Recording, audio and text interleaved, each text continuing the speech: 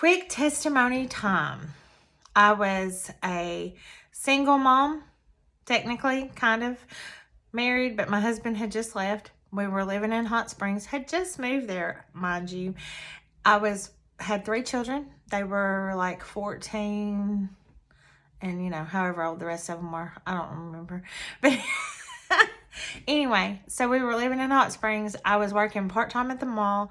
I was subbing, didn't have a full-time job. My husband left, and anyway, had to quit my part-time job at the mall because I needed help taking care of kids. It was a hard time in my life. Didn't know how I was going to pay bills. Didn't know how I was going to pay my car payment. Sometimes I didn't know how I was going to feed my children. Didn't know how I was going to pay my rent, if I was going to have a place to live or whatever. And it was really a rock bottom kind of place. And I had to trust God in a big way. Oh, and during this time I got sick, like really sick.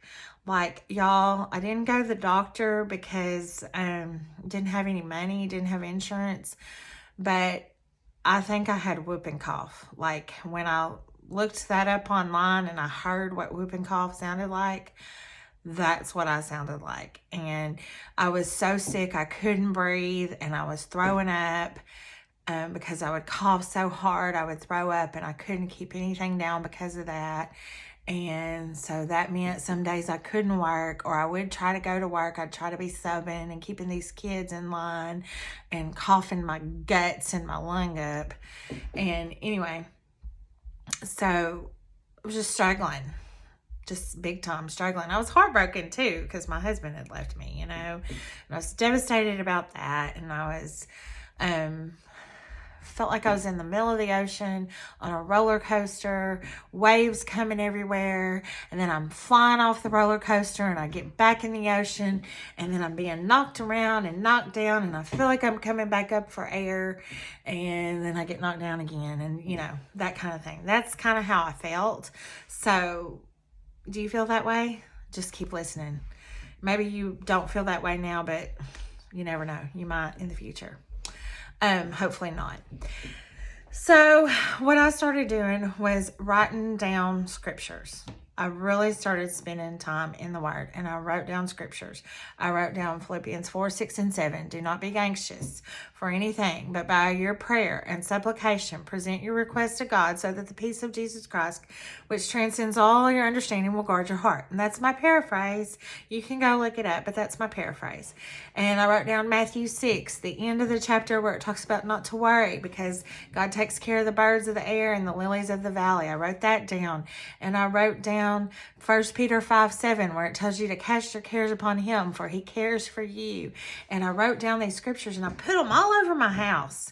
I put them on my fridge. I put them on my window. I put them on the wall where when I was washing dishes, I could see it.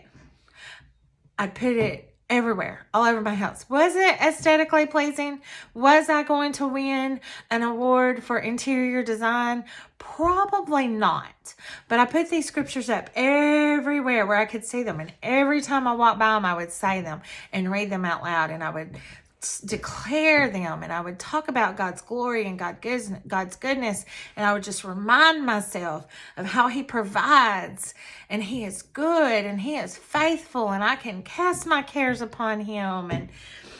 And He did. He provided. He took care of me. He was faithful to me. And I have so many stories that come out of like a 4-month period of time. But I don't have time to tell you all of them, but I'm going to tell you one. So one day, it was a Saturday. I had $3 to my name. I had an eighth of tank of gas, and I think I had a bag of rice and maybe a little bit of cereal. I can't remember. It wasn't much, like not really at all, like at all. And, so I was walking around the trailer park where I lived, and I was like, Lord, I need to feed my kids. Like, I can feed them the rice, but what happens after that? And I want to go to church tomorrow, God, but I don't know how I'm going to get there. And I need to go to work on Monday, but I don't know how I'm going to get there for that either. And I'd like to buy a little bit of groceries. And I was just kind of talking to the Lord, and I was walking around the trailer park, and he said, go to the mailbox. And I was like, Lord, I hate to go to the mailbox because that's depressing. Like, I don't want to go to the mailbox because there are bills in there, God, that I can't pay. And that's just going to make me feel even worse. And that's just going to get me even down further. And I just really don't want to go to the mailbox, God. I just really don't want to go to the mailbox. Please don't make me go to the mailbox. Go to the mailbox, darling. Fine. Okay, God. I'm going to the mailbox. So I went to the mailbox, and lo and behold, guess what? There was a $200 money order in there. Not a check, because back then, if I had gotten a check on a Saturday afternoon, I would not have been able to cash it or get any money for it or even deposit it into the bank account. It was a Walmart MoneyGram order. So I was able to take it to Walmart and get it cashed right before they closed. I was able to get a few groceries for my children. I was able to put a little gas in my car. I made it to church the next day with an offering, and then made it to work to sub at school on Monday. Y'all, God is good. He's faithful. And that wasn't the only thing he did for me during that time, but that was one that really, truly sticks out in my head. And the person who sent me that, honestly, after I talked to her, she said, I'd had that for 2 or 3 weeks. I'd been meaning to send you that. But y'all, God knew exactly when I was going to need it. And he let me get it right when I was going to need it, at the very moment that I needed it the worst. And he worked all that out. Y'all, and I'm not special. I'm not.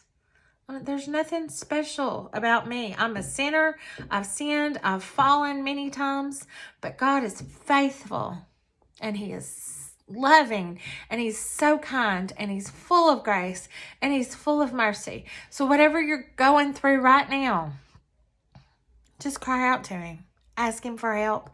Ask him for wisdom. Ask him for guidance. He wants to help you. 1 Peter 5:7, cast your cares upon him, for he cares for you. All right, I'm going to let you go. Love y'all. Have a great day. Message me if you need prayer.